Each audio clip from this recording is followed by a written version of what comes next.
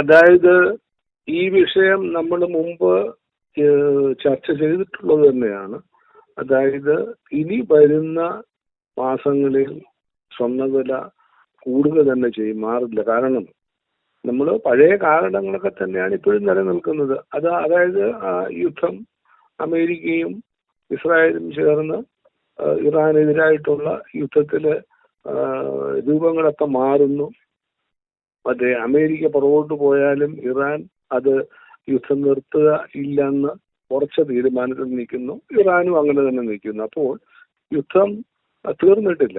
ആ സാഹചര്യങ്ങൾ കൊണ്ട് തന്നെ ഈ ഗോൾഡിന് എല്ലാ രാജ്യങ്ങളും കഴിവതും എല്ലാവരും ഗോൾഡ് മേടിച്ച് ഖജനാവിലേക്ക് മേടിക്കുകയാണ്. അപ്പം അതുകൊണ്ട് ഓട്ടോമാറ്റിക്കലി വില കൂടും. അതാണ് അതിന്റെ കാരണം. പിന്നെ അതുപോലെ തന്നെ പ്രൊഡക്ഷനും ഇപ്പൊ കുറഞ്ഞിരിക്കുകയാണ്. അപ്പം സാധനങ്ങൾ കിട്ടാനുള്ള സ്കേഴ്സിറ്റിയും ഉണ്ട്. അപ്പൊ അങ്ങനെ വരുമ്പോൾ ഓട്ടോമാറ്റിക്കലി ഇനി വരുന്ന മാസങ്ങളിൽ വില കൂടുക തന്നെ ചെയ്യും.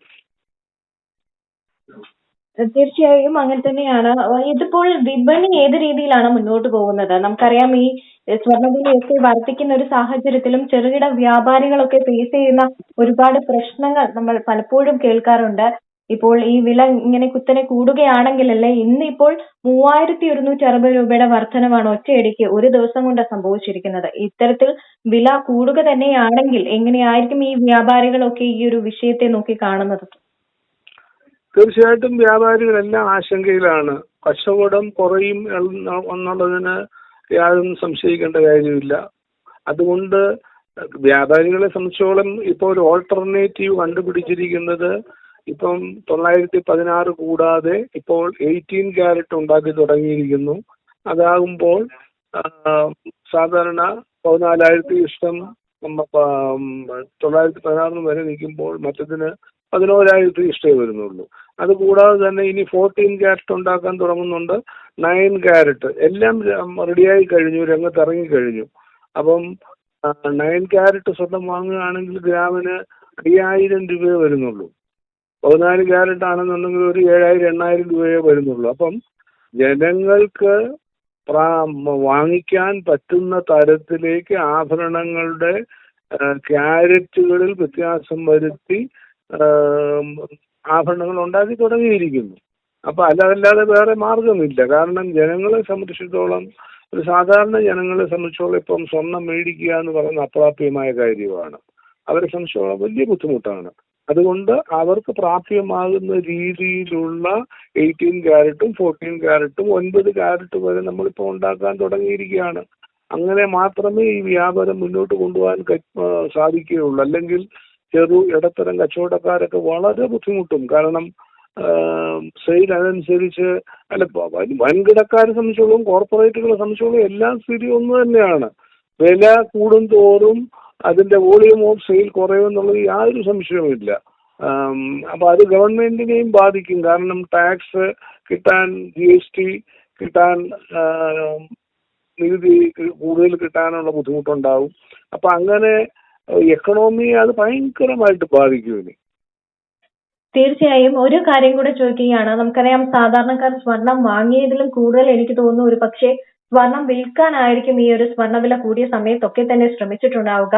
ഈ ഒരു യുദ്ധം തുടങ്ങിയ ഒരു സമയത്ത് സ്വർണ്ണവില താഴേക്ക് പോകാൻ തുടങ്ങിയപ്പോൾ ഏറ്റവും കൂടുതൽ ആശങ്കപ്പെട്ടതും ഈ സ്വർണം വിൽക്കാനായിട്ട് നിന്ന, അല്ലെങ്കിൽ വിറ്റ് വല്ല ആവശ്യങ്ങളും നടത്താൻ വേണ്ടി നിന്ന സാധാരണക്കാരായിട്ടുള്ള മനുഷ്യർ തന്നെയാണ്. ഇപ്പോൾ സ്വർണ്ണവില വീണ്ടും തിരിച്ചു കയറുമ്പോൾ സ്വർണം വിൽക്കാനുള്ള ഒരു സമയം ഇത് തന്നെ ആയിരിക്കുമോ? തീർച്ചയായിട്ടും വില കൂടുമ്പോൾ ഇടയ്ക്ക് 16,000 രൂപ വരെ ജനുവരിയിൽ സ്വർണത്തിന് വില വന്നു. അത് താഴ്ന്ന് 13,000 വരെ താഴ്ന്നു വന്നതിന് ശേഷമാണ് പിന്നെ ഇപ്പോൾ പതുക്കെ 14,000 മുകളിൽ 15 അടുത്ത് തന്നെ വിലയാകാൻ പോകുന്നത്.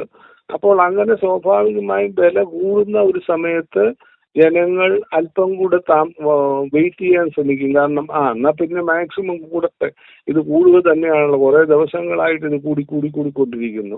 അപ്പൊ ഇനിയും കൂടുമെന്നുള്ള പ്രതീക്ഷയിൽ കുറച്ച് വെയിറ്റ് ചെയ്തതിന് ശേഷം വിൽക്കാൻ തന്നെ അവര് ഒരുങ്ങുമെന്നുള്ളതിൽ സംശയമൊന്നുമില്ല. സ്വർണം വിൽക്കാനായി ആൾക്കാർ കൂടുതലായിട്ട് വരും. തീർച്ചയായും ഒരു സംശയം കൂടെ ചോദിക്കുകയാണ്. ഇപ്പോൾ ഒരു പവന്റെ ഒരു സ്വർണം വിൽക്കാനായി ജ്വല്ലറികളിലേക്ക് എത്തുമ്പോൾ സ്വർണം വിറ്റ് ഇന്നിപ്പോൾ 1,16,800 രൂപയാണ് ഒരു പവൻ സ്വർണത്തിന്റെ വില. പക്ഷേ ഒരു പവൻ സ്വർണം വിൽക്കുമ്പോൾ 1,00,000 രൂപ അല്ലെങ്കിൽ 1,10,000 രൂപ വരെയൊക്കെയാണ് പല ജ്വല്ലറികളിൽ നിന്നും കിട്ടുന്നത് എന്നുള്ളതാണ് മനസ്സിലാക്കുന്നത്. അത്രയും രൂപയുടെ ഒരു വ്യത്യാസം വരുന്നത് എന്തുകൊണ്ടായിരിക്കും? അല്ല, വില സംബന്ധിച്ചിടത്തോളം, കച്ചവടക്കാരനെ സംബന്ധിച്ചിടത്തോളം കച്ചവടമല്ലേ. കച്ചവടം എന്ന് പറയുമ്പോൾ അതിനകത്ത് ലാഭേച്ഛ ഒരു പ്രതീക്ഷ കച്ചവടക്കാരനുണ്ടല്ലോ. വിലയ്ക്ക് എടുക്കുക എന്ന് പറഞ്ഞാൽ പെട്ടെന്ന് ഇത് ഡൗൺ ആയി പോകുന്ന ഒരു സാഹചര്യത്തിലേക്ക് പോകുമ്പോൾ കച്ചവടത്തെ അത് ബാധിക്കും. അതുകൊണ്ട് എങ്കിലും സാധാരണ നിലയിൽ വില കൂടുന്ന സമയത്തും കുറഞ്ഞിരിക്കുന്ന സമയത്തും ഒക്കെ വിലയ്ക്ക് എടുക്കുന്നത് നിരക്കിന് വലിയ വ്യത്യാസങ്ങളൊന്നും സ്വർണ്ണക്കടകളിൽ ചെയ്യുന്നില്ല. പിന്നെ ഈ പറയുന്ന കണക്ക് കൂടുന്ന ട്രെൻഡ് ആകുന്നു എന്നുള്ളത് കൊണ്ട് ഇത് കുറയില്ലെന്നൊന്നും പറയാൻ പറ്റില്ലല്ലോ. അപ്പം അതുകൊണ്ടാണ്. പക്ഷെ ന്യായമായ വിലയ്ക്ക് തന്നെ കടകളിൽ ഇപ്പോഴും സ്വർണം വിലയ്ക്ക് എടുക്കുന്നുണ്ട്. അതിനകത്ത് വ്യത്യാസമൊന്നും വരുത്തിയിട്ടില്ല. ഏറ്റവും പുതിയ വാർത്തകളും വിശേഷങ്ങളും വിരൽ തുമ്പിലറിയാൻ സീ മലയാളം ന്യൂസ് എല്ലാ ഡിജിറ്റൽ പ്ലാറ്റ്ഫോമുകളിലും ലഭ്യം.